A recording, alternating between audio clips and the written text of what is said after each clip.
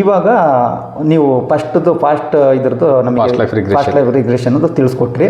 ಇವಾಗ ನಿಮ್ಮ ವಿದ್ಯೆಯ ಇನ್ನೊಂದು ಮುಂದಿನ ಒಂದು ಚಿಕಿತ್ಸೆಯನ್ನು ನಮಗೆ ತಿಳಿಸಿಕೊಡಿ. ಈಗ ನಾನು ನೆಕ್ಸ್ಟ್ ಒಂದು ಪೇನ್ ಮ್ಯಾನೇಜ್ಮೆಂಟ್ ಅಂತ ಹೇಳ್ತೀನಿ. ಓಕೆ. ಅಂದರೆ ಈಗ ಪಾಸ್ಟ್ ಲೈಫಲ್ಲಿ ಆಯಿತು ಪೇನ್ ಮ್ಯಾನೇಜ್ಮೆಂಟ್ ಅಂದರೆ ಅದು ದೈಹಿಕವಾಗಿ ಆಗಿರ್ಬೋದು, ಪೇನ್ ಅಂದರೆ ನೋವು, ಮಾನಸಿಕವಾಗಿ ಆಗಿರ್ಬೋದು.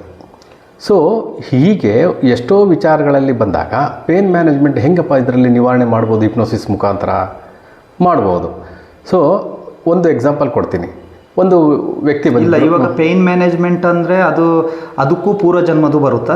ಹೌದು, ಪೂರ್ವಜನ್ಮದ. ಹೌದು, ಪೂರ್ವಜನ್ಮದಿಂದ ರಿಲೇಟ್ ಆದಂತಹ ಎಷ್ಟೋ ಪೇನ್ ಮ್ಯಾನೇಜ್ಮೆಂಟ್ ಬಗ್ಗೆ ನಾನು ಮಾತಾಡ್ತಿರೋದು. ಈಗ ಏನು ಹೊಡೆತದಿಂದ ಸತ್ತಿರುವಂಥದ್ದು, ವಯಸ್ಸು ಜಾಸ್ತಿ ಇರ್ತದೆ, ಹೊಡೆತ ಬಿದ್ದು ಅಂದರೆ ಯಾವುದೋ ಒಂದು ಆಕ್ಸಿಡೆಂಟ್ ಆಗಿರ್ತದೆ, ಅದರಲ್ಲಿ ನರಳಿ ಸತ್ತಿರ್ತಾರೆ, ಬಾಯಿಗೆ ನೀರಿಲ್ಲ, ಈ ಥರದ್ದು.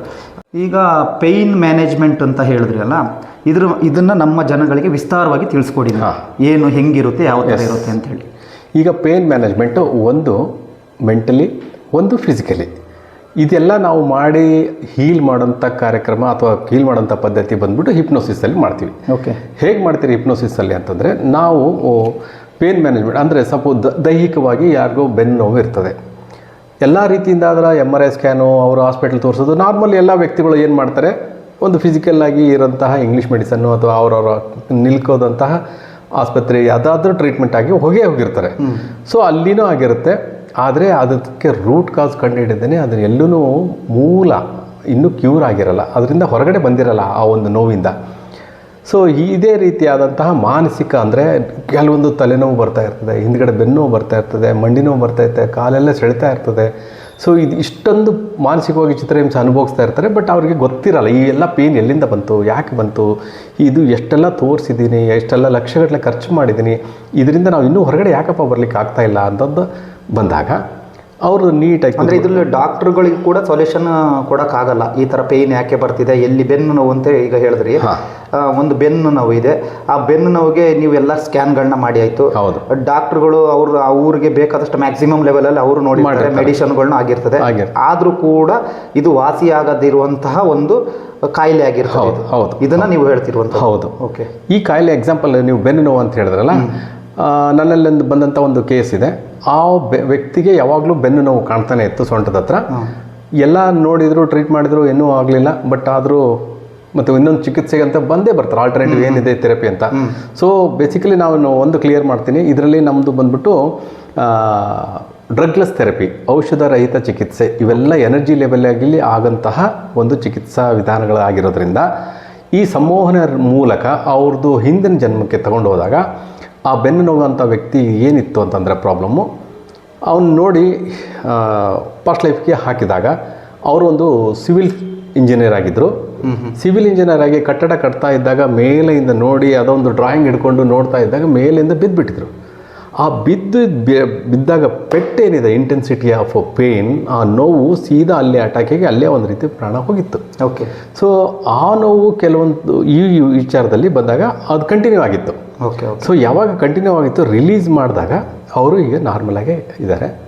ಸೊ ಈ ಥರ ಸಾಕಷ್ಟು ಉದಾಹರಣೆಗಳು ಕೊಡ್ಬೋದು. ಅಂದರೆ ಹಳೇ ಆಗಿರುವಂತಹ ಪೇನ್ ಯಾವುದೋ ಒಂದು ಆತ್ಮ ಬಂದು ಇವ್ರು ಬಾರ್ನ್ ಆತ್ಮ ಅನ್ನೋದಕ್ಕಿಂತ ಇದರಲ್ಲಿ ನಾವು ಕ್ಲಾರಿಫೈ ಮಾಡೋದಂದ್ರೆ ಅವ್ರದ್ದೇ ಆದಂತಹ ಆತ್ಮದಲ್ಲಿ, ಅಂದರೆ ಆ ಒಂದು ಸಂದರ್ಭಗಳು ಆತ್ಮಕ್ಕೆ ಭಾಳ ಸ್ಟ್ರಾಂಗ್ ಆಗಿ ಒಳಗಡೆ ಅದು ಕೂತ್ಬಿಟ್ಟಿರ್ತದೆ. ಅಂದರೆ ಯಾವ ಥರ ಸಂಬಂಧಗಳಿರ್ತದೆ ಅದಕ್ಕೆ? ಈಗ ಒಬ್ಬರು ವ್ಯಕ್ತಿ ತೀರೋಗಿದ್ರು, ಎಲ್ಲಿ ಮಾಡಿಂದ ಮೇಲೆ ಬಿದ್ದು ಆರ್ಕಿಟೆಕ್ಟ್ ಅವರು ತೀರೋಗಿದ್ರು. ಆ ಆತ್ಮ ಈ ಮಂಚನ ಇದಕ್ಕೆ ಬರಬೇಕಂದ್ರೆ ಅವ್ರಿಗೆ ಏನಾದರೂ ಒಂದು ಸಂಬಂಧ ಇರ್ತದೆ, ರಕ್ತ ಸಂಬಂಧಗಳೇನಾದರೂ ಇರ್ತದೆ? ಕೆಲವೊಂದು ಏನಾಗುತ್ತೆ ಗೊತ್ತಾ, ಆ ಆತ್ಮ ನಾನು ಹೇಳ್ದಂಗೆ ಯಾವಾಗಲೇ ದೇಹಕ್ಕೆ ಸಾವಿದೆ ಬಿಟ್ಟರೆ ಆತ್ಮಕ್ಕೆ ಸಾವಿಲ್ಲ. ಓಕೆ. ಆತ್ಮ ಅನ್ನೋದು ನಿಮ್ದು ಒಂದು ದೊಡ್ಡ ಈ ಏರೋಪ್ಲೇನಲ್ಲಿ ಬ್ಲಾಕ್ ಬಾಕ್ಸ್ ಅಂತಾರಲ್ಲ, ಆ ಟೈಪ್ ಎಲ್ಲ ರೆಕಾರ್ಡ್ ಆಗಿರ್ತದೆ. ಓಕೆ. ಕೆಲವೊಂದನ್ನು ನೀವು ಕಂಟಿನ್ಯೂ ಮಾಡಬೇಕಾದ್ರೆ ನೆಕ್ಸ್ಟ್ ಲೈಫ್ ಪುನರಪಿ ಮರಣ ಪುನರಪಿ ಜನನಂ ಅಂತಿದೆ. ಸೊ ಅದೇ ರೀತಿ ಒಬ್ಬ ಮನುಷ್ಯ ಕಂಪ್ಲೀಟ್ ಮಾಡಿ ಇನ್ನೊಂದು ಜನ್ಮ ಅಂತ ತಾಳಿದಾಗ ಅವ್ರದ್ದು ವೇಷ ರೂಪ ಜಗ ಬದಲಾಗ್ಬೋದು ಬಿಟ್ಟರೆ ಕೆಲವೊಂದು ಅಗಾಧವಾದ ನೋವುಗಳು, ಪೇನ್ಗಳು ಹಾಗೆ ಕಂಟಿನ್ಯೂ ಆಗಿರ್ತದೆ. ಓಕೆ. ಆ ಒಂದು ಆತ್ಮದಲ್ಲಿ ಆಗಿದ್ದಂಥ ನೋವು ಈ ಜನ್ಮದಲ್ಲಿ ಅವ್ರಿಗೆ ಕಂಟಿನ್ಯೂ ಆಗಿರೋಂಥ ಪುರಾವೆಗಳಿದ್ದಾವೆ. ಓಕೆ. ಓಕೆ. ಸೊ ಹಾಗಾಗಿ ಬಂದಿರ್ತದೆ ಬಿಟ್ಟರೆ ಆತ್ಮದಿಂದ ಆತ್ಮ ಟ್ರಾನ್ಸ್ಫರ್ ಆದಾಗ ಆ ಹಳೆ ನೋವಾಗಿರ್ಬೋದು, ಖುಷಿ ಸಂದರ್ಭಗಳಾಗಿರ್ಬೋದು, ಭಾಳ ಆಳವಾದ ದುಃಖಗಳಿರ್ಬೋದು, ಇವೆಲ್ಲ ಕ್ಯಾರಿ ಫಾರ್ವರ್ಡ್ ಆಗುತ್ತೆ. ಅದನ್ನು ನೀವೇನಾದರೂ ಆ ಜನ್ಮದಲ್ಲಿ ಭಾಳ ಸ್ಟ್ರಾಂಗಾಗಿ ಮೆಮೊರಿಯಲ್ಲಿ ಇಟ್ಕೊಂಡಾಗ ಅದು ಮತ್ತೆ ಈ ಜನ್ಮದಲ್ಲಿ ಪಾಪಪ್ ಆಗುತ್ತೆ. ಓಕೆ, ಇವಾಗ ನೀವು ಅದನ್ನು ರಿಲೀಫ್ ಮಾಡ್ತೀರಾ. ಇವಾಗ ನಿಮ್ಮ ಹತ್ರ ಬಂದಿದ್ದಂತಹ ಆ ವ್ಯಕ್ತಿಗೆ ಯಾವುದೋ ಒಂದು ಆತ್ಮ ಸೇರ್ಕೊಂಡಿತ್ತು, ಹಳೆ ಜನ್ಮದಲ್ಲಿ ಅವರು ಮಾಡಿಂದ ಬಿದ್ದಿರುವಂಥದ್ದು, ಆ ಪೇಯ್ನ್ ಹೊಡ್ತಾ ಬಿದ್ದಿರುವಂಥದ್ದು, ಅದಕ್ಕೆ ಇವರಿಗೆ ಬೆನ್ನು ನೋವು ತೋರಿಸ್ತಾ ಇತ್ತು. ಅದನ್ನ ನೀವು ರಿಲೀಫ್ ಮಾಡಿದ್ದೀರಾ, ನಿಮ್ಮ ವಿದ್ಯೆ ಮುಖಾಂತರ ರಿಲೀಫ್ ಮಾಡಿದ್ದೀರಾ. ಅದು ಇನ್ನು ಅಲ್ಲಿಗೆ ಸ್ಟಾಪ್. ಹೌದು, ಅದು ಇನ್ನು ನೆಕ್ಸ್ಟ್ ಯಾರಿಗೂ ಅದು ಅಟ್ಯಾಕ್ ಆಗೋದಿಲ್ಲ ಅಥವಾ ಅದರದ್ದು ಎಂಡ್ ಆಗುತ್ತೆ, ಅಲ್ಲಿಗೆ ಎಂಡ್ ಆಯ್ತು. ಅದನ್ನ ತೆಗೆದು ನಾವು ಬಿಟ್ಟಾಯ್ತು. ಇವಾಗ ಇನ್ನು ಅದು ಕಂಟಿನ್ಯೂ ಆಗಲ್ಲ. ಇದೊಂಥರ ಹೆಂಗೆ ಗೊತ್ತಾ, ಸಸ್ಪೆನ್ಸ್ ಫಿಲ್ಮ್ ಇದ್ದಂಗೆ. ಓಕೆ, ನಿಮಗೆ ಯಾವಾಗಲೂ ಕ್ಯೂರಿಯಾಸಿಟಿ ಎಲ್ಲಿರ್ತದೆ, ಏನೋ ಒಂದು ಅದು ನಡೀತಾ ಇದೆ, ಘಟನೆ ನಡೀತಾ ಇದೆ ಅಂತಂದಾಗ ನೀವು ಒಂಥರ ಕ್ಯೂರಿಯಾಸಿಟಿ, ಸಸ್ಪೆನ್ಸು ಜಾಸ್ತಿ ಜಾಸ್ತಿ ಜಾಸ್ತಿ ಒಳಗಡೆಯಿಂದ ಬರ್ತಾ ಇರುತ್ತೆ. ಯಾವಾಗ ಓ ಇದೇನಾ ಅಂತ ಅಂದಾಗ ನಿಮಗೆ ಅಲ್ಲಿ ರಿಲ್ಯಾಕ್ಸ್ ಆಗಿ ಹೋಗುತ್ತೆ. ಓಕೆ, ಸೊ ಇದೇ ರೀತಿಯಾದಂಥ ನಮ್ಮ ಮೈಂಡು, ನಮ್ಮ ಸಬ್ಕಾನ್ಷಿಯಸ್ ಮೈಂಡು ಇದೇ ರೀತಿ ಕೆಲಸ ಮಾಡುತ್ತೆ. ಓಕೆ, ಇದೆಲ್ಲ ರೆಕಾರ್ಡ್ ಆಗಿರೋದು ನಮ್ಮ ಒಂದು ಆತ್ಮದಲ್ಲಿ. ಸೊ ಆತ್ಮ ಪ್ರಯಾಣ ಯಾವಾಗ ಸ್ಟಾರ್ಟ್ ಆಗುತ್ತೋ ಆ ನೋವುಗಳು, ಆ ಸಂಗತಿಗಳು ಎಲ್ಲ ನೆಕ್ಸ್ಟ್ ನಮ್ಮನ್ನು ಕ್ಯಾರಿ ಫಾರ್ವರ್ಡ್ ಮಾಡುತ್ತೆ. ಅಂದರೆ ಯಾವಾಗ ನಾವು ಅದರಿಂದ ದೇಹದಿಂದ ಬೇರ್ಪಡಿಸ್ತೀವೋ ಅಲ್ಲಿಗೆ ಅಲ್ಲಿಗೆ ಹೋಯ್ತು. ಎಲ್ಲಿ ರೆಕಾರ್ಡ್ ಆಗಿರ್ತದೋ ಅಲ್ಲಿ ಡಿಲೀಟ್ ಮಾಡಿದರೆ ಓಕೆ, ಮುಗಿದೋಯ್ತು. ಅಂದ್ರೆ ಸಾಕಷ್ಟು ಜನ ಇದರಿಂದ ಬಳಲ್ತಿದ್ದಾರೆ, ಗೊತ್ತಿಲ್ಲ ಅವ್ರಿಗೆ, ಹೇಳ್ಕೊಳಕ್ ಆಗ್ತಾ ಇಲ್ಲ. ನಿಮಗೆ ತುಂಬಾ ಜನಕ್ಕೆ ಇದೇ ತರ ಸಮಸ್ಯೆಗಳಿರ್ತದೆ, ನಿಮಗೆ ಹೇಳ್ಕೊಳಕ್ ಆಗ್ತಾ ಇಲ್ಲ. ನೋಡಿ, ಇವರು 7-8 ವಿದ್ಯೆಗಳನ್ನ ಅರ್ಥಕೊಂಡು ಜನರಿಗೆ ಅದನ್ನ ಒಳ್ಳೆ ರೀತಿಯಲ್ಲಿ ಅದನ್ನ ಇದು ಮಾಡಿಕೊಂಡು ಅವ್ರ ಸಮಸ್ಯೆಗಳನ್ನ ಬಗೆಹರಿಸ್ತಾ ಇದ್ದಾರೆ. ನಾವು ವಿಡಿಯೋಗಳನ್ನ ಮಾಡ್ತಿರೋ ಉದ್ದೇಶ ಏನಪ್ಪ ಅಂದರೆ, ತೀರಾ ಸಾಮಾನ್ಯ ಜನರಿಗೆ ದೊಡ್ಡ ರೀತಿಯಲ್ಲಿ ಹೋಗೋಕ್ಕಾಗಲ್ಲ. ನಾನು ಯಾವ ರೀತಿ ಮಕ್ಕಳಿಗೆ ತೀರಾ ಕಮ್ಮಿ ಇದರಲ್ಲಿ ಏನು ಜಾಸ್ತಿ ಪೇರೆಂಟ್ಸಿಗೆ ರಿಸ್ಕ್ ಕೊಡದೆ ಆದಷ್ಟು ನಮ್ಮ ಲೆವೆಲಿಂದ ಸೋಷಿಯಲ್ ವರ್ಕ್ ಥರ ಹೆಂಗೆ ಮಾಡಬಹುದು ಅಂತ ಅಂದ್ಕೊಂಡಿದ್ದೀವಿ, ಅದೇ ರೀತಿ ಇವರು ಕೂಡ ಅದೇ ಮನಸ್ಥಿತಿಯಲ್ಲಿ ಆಗಿರೋದ್ರಿಂದ ನಾವು ಇವತ್ತು ಇವ್ರನ್ನ ಇಷ್ಟು ಡೀಪಾಗಿ ಅವ್ರ ಬಗ್ಗೆ ನಾವು ತಿಳ್ಕೊಂಡು ವಿಡಿಯೋಗಳನ್ನ ಮಾಡಿ ತಿಳಿಸ್ತಾ ಇದ್ದೀವಿ.